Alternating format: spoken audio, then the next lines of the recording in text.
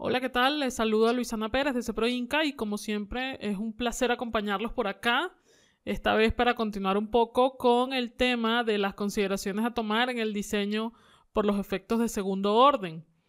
Habíamos quedado en un video anterior en el que nos planteábamos la interrogante de cómo diseñar los elementos que estarán sometidos a flexocompresión y bueno, también cómo tomo en cuenta los fenómenos que ocurren cuando tengo la combinación de las solicitaciones que describíamos para flexión y compresión, ¿no? Entonces quédense y compartan conmigo esta breve clase para responder a esa duda.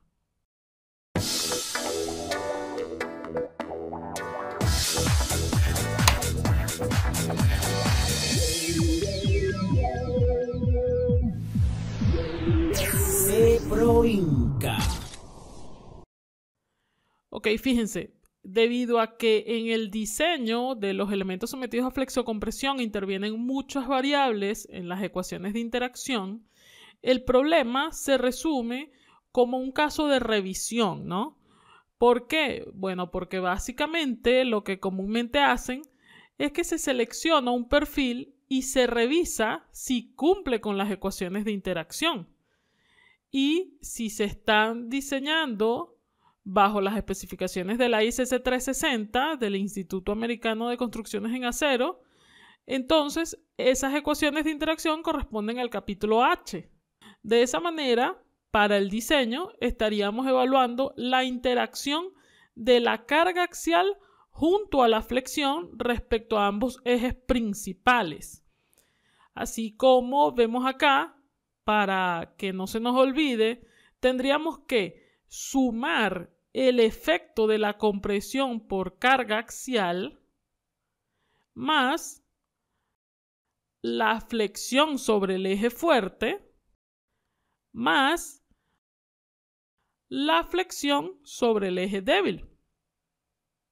Ustedes ven que el procedimiento entonces sería bastante sencillo porque la aplicación de estas ecuaciones se realiza después de que he verificado la demanda-capacidad de manera individual, es decir, para cada una de las solicitaciones presentes en el elemento. Solo tenemos que recordar que por ser una ecuación de interacción, no se puede sobrepasar el valor de 1. Entonces, la suma de los términos será el 100%. Es decir, si la relación de demanda de carga de compresión es del 25% de la resistencia a la compresión, entonces la relación de la demanda sobre la capacidad a flexión no puede superar el 75%. Entonces eso para que tengan una idea de cómo funciona esta expresión, ¿no? En el numerador tenemos los valores de demanda o resistencia requerida de carga axial y momento flector. Y es aquí donde vamos a estar alerta, ¿no? Porque esos valores se deben calcular de acuerdo a las recomendaciones del capítulo C de la ISC. De nuevo menciono la ISC, suponiendo que ese es el código de diseño que estamos utilizando. Y en ese capítulo nos brindan los requisitos generales para el diseño por estabilidad. Y por otro lado, tenemos los valores de la capacidad del elemento a compresión y a flexión, es decir, la resistencia de diseño que tendrá que ser calculada también de acuerdo a la ISC para ser congruentes con el código utilizado. Por ejemplo, de acuerdo al capítulo F cuando estemos verificando la flexión o de acuerdo al capítulo E cuando estemos verificando la compresión. Ahora, volviendo al tema de la aplicación de los requisitos para el diseño por estabilidad, una de las consideraciones que encontramos para la aplicación de esas disposiciones especiales es que debemos tomar en cuenta los efectos de segundo orden. Ese P delta tan famoso que hemos escuchado tanto y que hoy vamos a volver a mencionar para dejar claro entonces de qué se trata.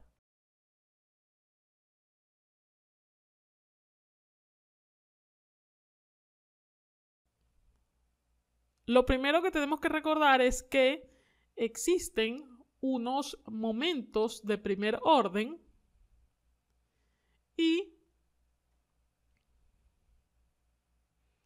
son aquellos momentos flectores producidos por las cargas actuantes sobre la estructura.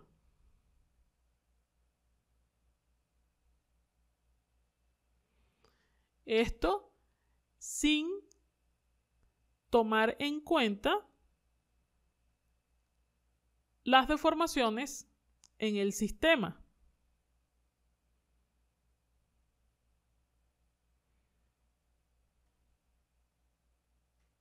Es decir, que si tenemos, por ejemplo, vamos a tener acá una columna sometida a una carga lateral H y una fuerza vertical P, el momento en la base se calcularía como H por L. Y bueno, el diagrama de momento sería este que estamos dibujando acá. Esto refleja nuestro momento de primer orden.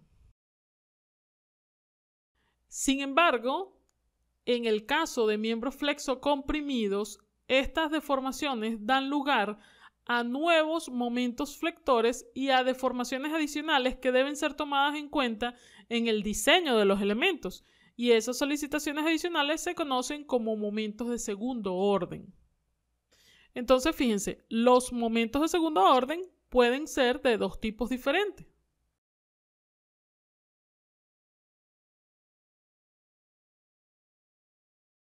Tendremos los debidos a deformaciones propias del elemento flectado.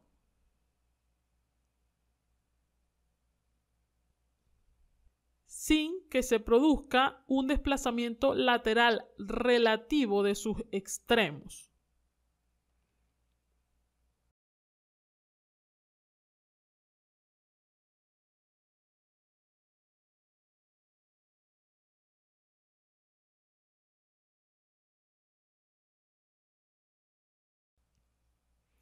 Y estos son los que dan lugar al efecto P delta minúscula.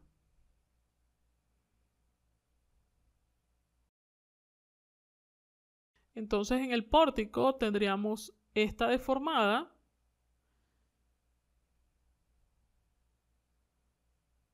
producto de esa carga lateral H y la carga axial P, y esto que está acá sería la deformación que hay que tomar en cuenta.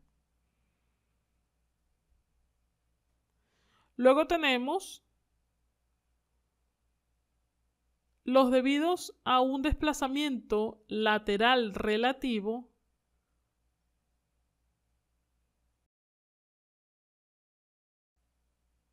entre sus extremos. Y esos son los que dan lugar al efecto P delta mayúscula. De nuevo tenemos por acá la deformada. Y fíjense que ahora vamos a tomar en cuenta el desplazamiento en el extremo superior de la columna del pórtico, que estamos llamando acá delta. Entonces, estos son, digamos, las dos deformaciones que tendríamos que tomar en cuenta, y el momento producido por ese desplazamiento relativo o por la deformación que mencionábamos en el punto 1, lo vamos a quizás entender un poquito mejor con el siguiente esquema. Aquí tenemos el esquema de aplicación de los efectos de segundo orden en una columna sometida a una carga lateral H y una fuerza vertical P. Vamos a dibujar cómo sería la deformada para conocer cuál es la deflexión que ocurre en el elemento después de la deformación y el desplazamiento relativo, ¿no?, en el extremo. El primer diagrama de momentos que vemos es el de primer orden calculado como H por L, que vendría siendo el brazo de la fuerza, ¿no? Luego, con esto sería el momento de primer orden. Luego, con el efecto P delta mayúscula estaríamos tomando en cuenta, como lo mencionamos, el desplazamiento lateral relativo entre los dos extremos de la columna. Entonces, es un momento generado en la estructura equivalente al total de la carga vertical P multiplicada por el desplazamiento total generado. Y a eso también tendríamos que sumarle el efecto P delta minúscula, que se refiere al momento generado en la estructura equivalente al total de la carga vertical P multiplicado por la deflexión en el miembro. Y nos queda algo como lo que vemos acá. Estos son los momentos de segundo orden. Entonces, fíjense el diagrama completo cuando tomamos en consideración no solamente el momento que calculábamos como H por L, sino que le sumamos los efectos de segundo orden. Y fíjense todo lo que podríamos estar ignorando. Fíjense el total del momento máximo, como obviamente sería diferente cuando tomamos en cuenta esas deformaciones. Dicho esto, entonces de alguna manera ya nos queda más claro que es necesario realizar un análisis de segundo orden, porque tenemos que buscar la manera de tomar en cuenta el incremento de las solicitaciones por esto y por esto que vemos acá. De ahí la necesidad de conocer y saber aplicar los métodos de análisis de segundo orden. Eso, por supuesto, esperamos poder mostrárselos en un próximo video. Esperamos que les haya gustado bastante. Si es así, por favor, apoyen el contenido con un gran like. Tómense la libertad de compartirlo en sus redes sociales para que el canal crezca un poco más, cosa que nos encantaría para seguir creando material y colaborando con toda la comunidad. Yo me despido por ahora y será hasta una próxima oportunidad. Muchísimas gracias.